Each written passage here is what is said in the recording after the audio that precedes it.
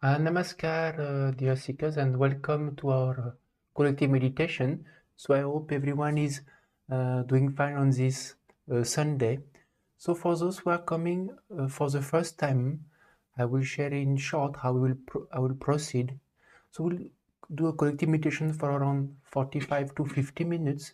At the same time, what we do, we play a divine name in the background, and the divine name that we play today is Om Namo Bhagavate Vasudevaya. So why we play a divine name in the background is because in today's time, negativity is much more in the atmosphere. And I think many of you must be finding much more difficult to meditate or do spiritual practice as compared from before. And this divine name has the capacity and potency to reduce the negativity in the atmosphere or in the place where you are. So that's why we recommend you can always play the divine name in low tone in your house or where you sleep also, especially at night. So dear seeker, for those who are more familiar with meditation, what you can close your eyes and you can do your own meditation and just listen to the divine name in the background. Of course, you can regulate as per what is convenient to you. And for those who are more familiar with chanting, chanting is an ancient technique of repeating a divine name. It can be also a mantra or a guru mantra in the mind. So you can do the same. You can just close your eyes and repeat the divine name or mantras that you are familiar to. If some of you want to try to repeat that the divine name, you can try and see what you feel. And for those who are completely new to chanting or new to meditations, what you can do, so there is 3 ways. You can see which one suits you better. Either you just, with closed eyes, focus your attention on your own breath. Otherwise, you can just listen to the audio that we play in the background. Or also you can repeat. You can either repeat aloud or repeat by mind. Mind is always better than aloud because it is more subtle. And you can do as per the speed of the audio and see what you feel. So you can try. If one you feel it may not work, you can try the other one. More important is to experience. You may feel mind is becoming more calm, or you experience more relaxed, less thoughts, or you feel some level of concentrations. So you can see, more important, step by step. Also, before we start today's collective meditation, I would like to show you one technique is to help to remove these negative coverings that we have around us. As we say, we have the gross body. Now we have the gross body and we have the intangible body around us. And negativity, what they do, they actually, in today's time now, there is a lot of negativity in the atmosphere. So wherever we go, we actually collect this negative vibration around us. So it is intangible. We may not see it, but we may sometimes feel it in the ways of lethargy, heaviness, and it is like a cloud that is around us, and they cover also, especially the chakra that we have, because the chakra are a spiritual conduct, so they try to, they cover it. So at that time, our mind become foggy or intellect.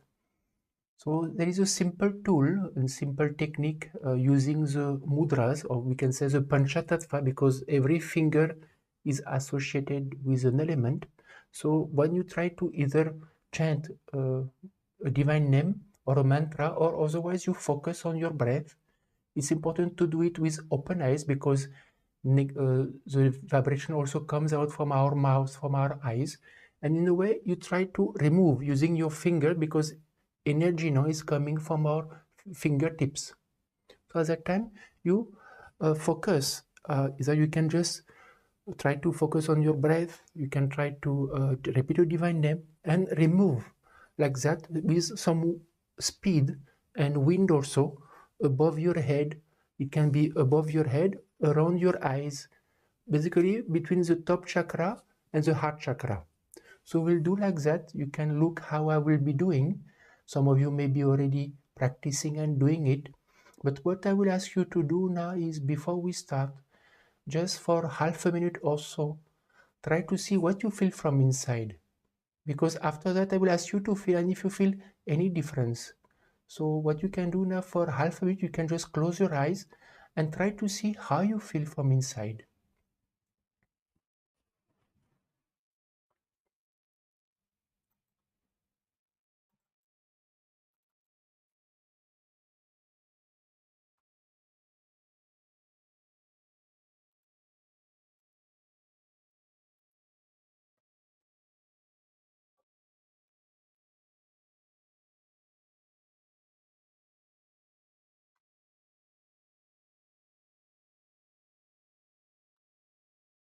So dear seeker, you can open eyes now. Then we can start. So you can, some of you who do, you can start doing. Otherwise, you can just follow how I am doing. If you feel like yawning, just don't try to hold it, because it's sometimes a sign that negativity is coming from us only. You can go down also up to the navel. That is also okay. Or you can do at the level of the throat chakra.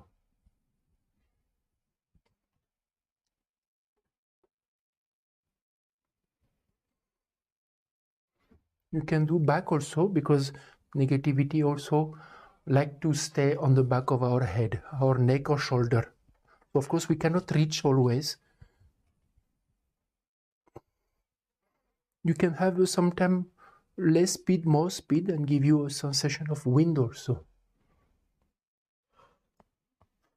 Or in front of the eyes. And because the chakra here are important, the Ajna chakra, the mid-broad chakra.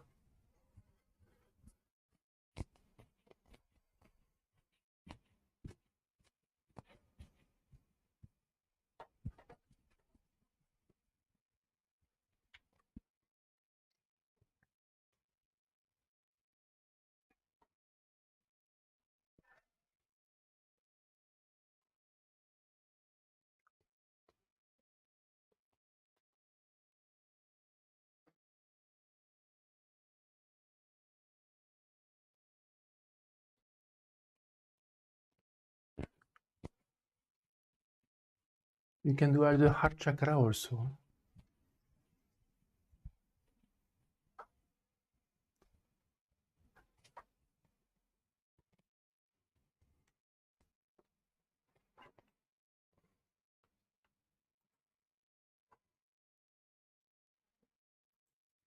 So dear seeker, you can stop now.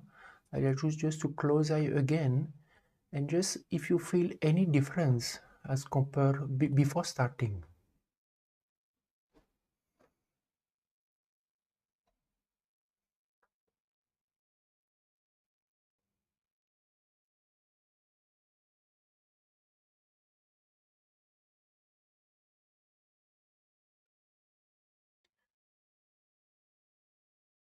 So dear seeker, you can just remember how you feel.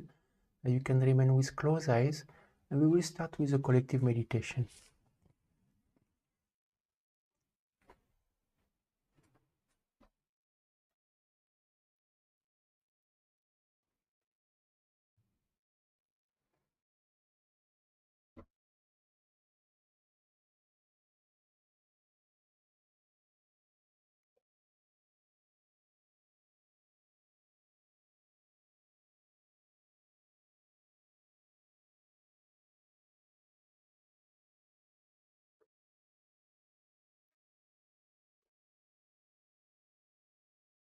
ॐ नमो भगवते वासुदेवाय। ॐ नमो भगवते वासुदेवाय।